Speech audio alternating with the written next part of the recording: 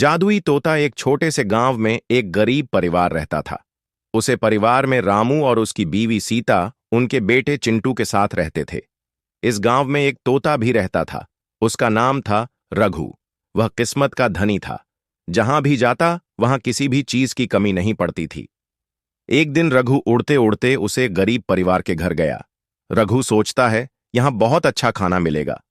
वह एक कटोरी में रखे अमरूद दिखता है और रघु बोलता है, या तो मुझे बहुत पसंद है और मैं पेट भर के खाऊंगा।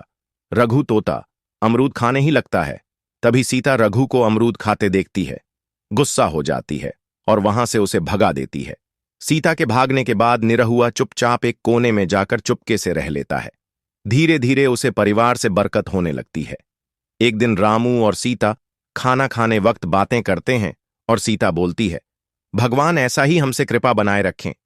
फिर बेटा चिंटू बोलता है, पिताजी मुझे एक खिलौना खरीद के दो न। रामू कहता है, मैं जरूर किनकी ओला दूंगा और अच्छे से तुम खेलना। एक तरफ दूसरी बातें होती रहती है और दूसरी तरफ होता पेट भर के उधर अमरुद खाता रहता है। तभी सीता रसोई में आती है और रघु तोता को भगा देते हैं। सीता रघु तोता को बाहर निकालने के लिए पिंजरे में अमरूद रखते हैं। बाहर खाने लगता है तो पिंजरे का दरवाजा बंद कर देता है और वह उसमें फंस जाता है। रघु तोता बोलता है, मुझे कोई बाहर निकलो, मैं यहां फंस गया हूं। अगले दिन सीता पिंजरे उठाकर जगह को कहीं दूर जाकर पिंजरा को खोल देती है और रघु तोता के जाने के बाद उनके धीरे धीरे धन संपत्ति कमी होने लगते हैं। फिर सीता बोलती है, अचानक मेरे घर में इतनी गरीबी फिर कहां से आने लगी है।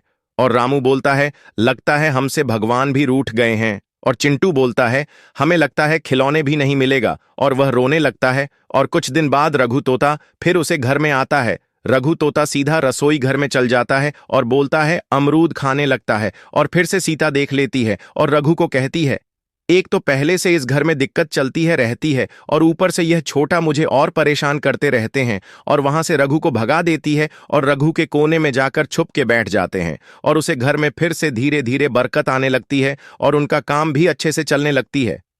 एक रात जब रघु तोता अमृत खाने जाता है, पिंजरे में फंस जाता है और तोता बोलता है, मैं कौन सा चोरी करता हूं बस में, अमृत है तो खड़े खड़ा हूं। रामू आता है, पिंजरे में फंसे लघु तोता को बाहर कहीं और छोड़ देता है।